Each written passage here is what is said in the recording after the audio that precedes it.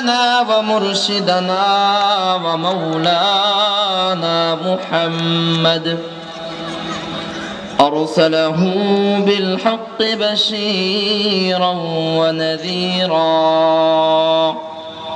وداعيا إلى الله بإذنه وسراجا وقمرا منيرا أما بعد فأعوذ بالله من الشيطان الرجيم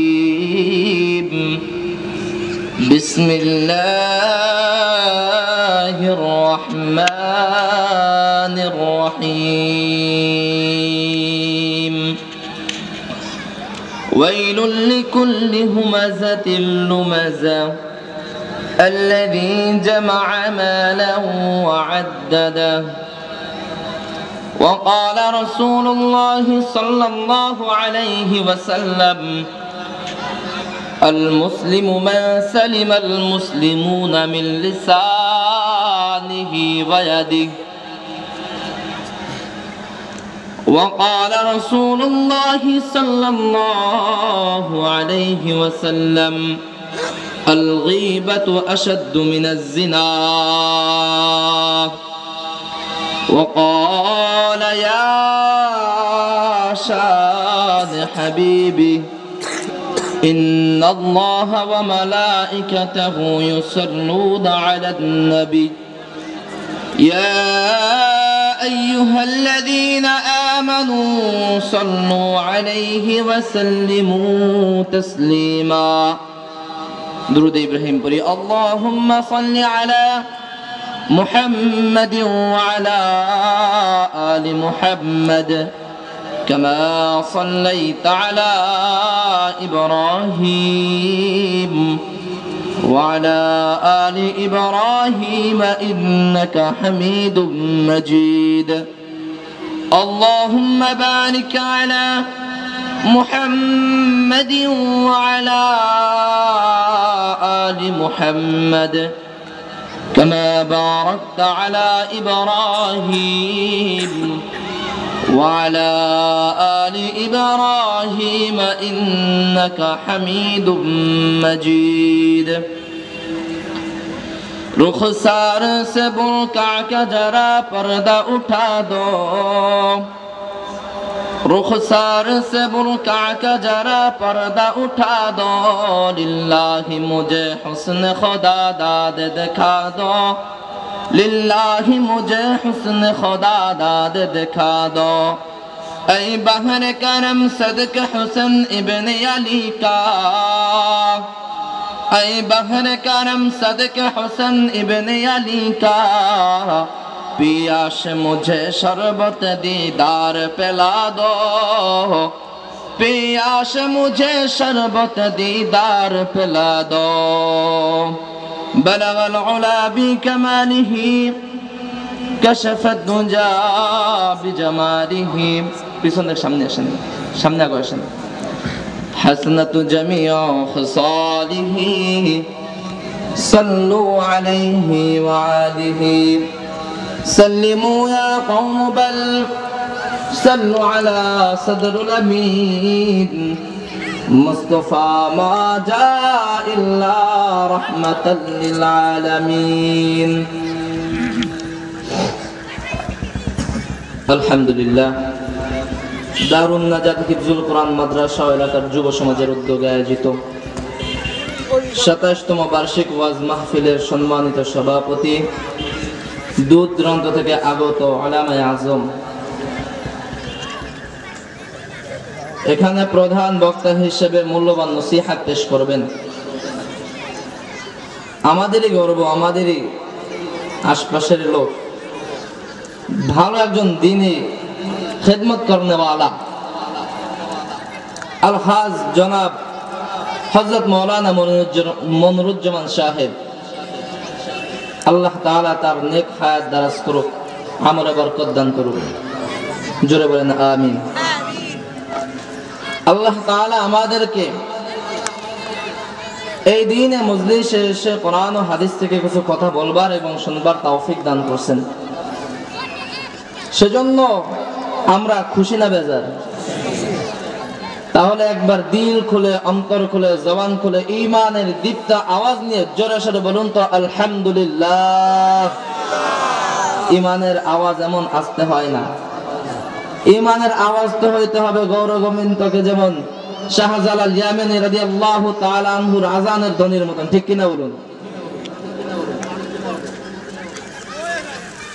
শাহজালাল ইয়ামানী রাদিয়াল্লাহু তাআলা আনহু আযান দিছিল আর গৌরগোবিন্দর প্রাসাদ ভেঙে ভেঙে পড়ছিল। তাহলে আমরা আবারও দিল খুলে, জবান খুলে জোরে বলুন তো আলহামদুলিল্লাহ।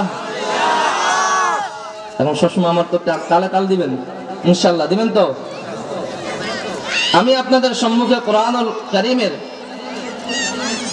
অসংখ্য আয়াত, অসংখ্য সূরার ভিতরে ছোট্ট একটা সূরা সূরাতুল হুমাযার কিছু আয়াত তেলাওয়াত করছি। আল্লাহ তাআলা চাহেন তো এই আয়াতের পরিপ্রেক্ষিতে আমি কিছু কথা আপনাদেরকে ক্লাস করাবো। আমি বয়ান করব না, কিন্তু আমি ছোট মানুষ, বয়ান করতে পারিও না আর বুঝিও না, ক্লাস করব ইনশাআল্লাহ। আল্লাহ তাআলা এই সূরার ভিতরে আল্লাহ তাআলা অনেক সূরা নাযিল করছেন, অনেক আয়াত নাযিল করছেন। আল্লাহ পাক রব্বুল আলামিন তার বান্দাকে দুনিয়ার জমিনে চলার জন্য কিভাবে চলবে, কোন কাজ করলে তার জন্য ভালো হবে, কোনটা খারাপ হবে, এই দিক নির্দেশনা দিয়েছেন। তাই এই সূরার ভিতরে আল্লাহ তাআলা তিন ব্যক্তির কথা, তিন ধরনের মানুষের কথা উল্লেখ করছেন, যারা হবে আল্লাহ তাআলার বানানো জাহান্নামের একদম সর্ব শাস্তিদায়ক যে জাহান্নাম থাকবে, জাহান্নামের অধিবাসী। এখন এই অধিবাসীর অন্তর্ভুক্ত আমরা আছি কিনা এটা খেয়াল করতে হবে। আল্লাহ তাআলা বলেন ওয়াইলুল লিকুল্লি হুমাযাতিল লুমাযা।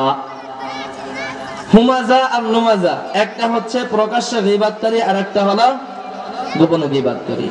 এখন বলবেন হুজুর অনেকদিন তো সবসময় শুনছি যে গোপনে মানুষ গীবাত করে, কিন্তু প্রকাশ্যে গীবাত কাকে বলে?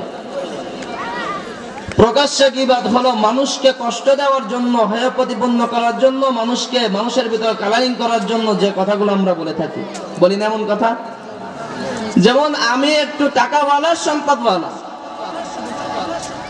আমি আমার নিম্ন ব্যক্তি যারা আছে তাদেরকে আমি ছয় দেখতে পারি না, আছে কি নাই? আছে।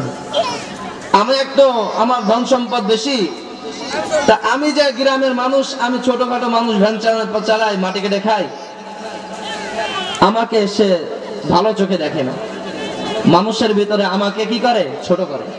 এমন মানুষ নাই? এমন মানুষ আছে। তা এক নম্বরে হলো কি, যে প্রকাশ্যে গীবত করে, মানে মানুষকে ছোট করে, মানুষের অন্তরে ব্যথা দেয়। মানুষের কলবটা যদি ভালো হয়ে যায় হে মুমিন, তাহলে মনে করবা যে তার গোটা জিন্দেগিটা ভালো হয়ে গেছে। কেমনে? আল্লাহ তাআলা কোরআনুল কারীমের ভিতরে একটা লোকের কথা বলছে, যে লোকটা ছিল লোকমান আলাইহিস সালাতু ওয়াস সালাম। তিনি নবী ছিলেন না, কিন্তু আল্লাহ তাআলার অনেক পেয়ারা বান্দা ছিলেন। তা পেয়ারা বান্দা কেমনে হয়েছে? তার কিছু আখলাক ছিল, কিছু চরিত্র ছিল, যে চরিত্রটা আল্লাহ তাআলার কাছে খুব ভালো লাগতো, দামি, অনেক ভালো লাগতো। তাই আল্লাহ তাআলা তাকে অফার করছিলেন, হে লোকমান, তুমি যদি নবী হতে চাও তাহলে আমি রব তোমাকে নবী বানাবো।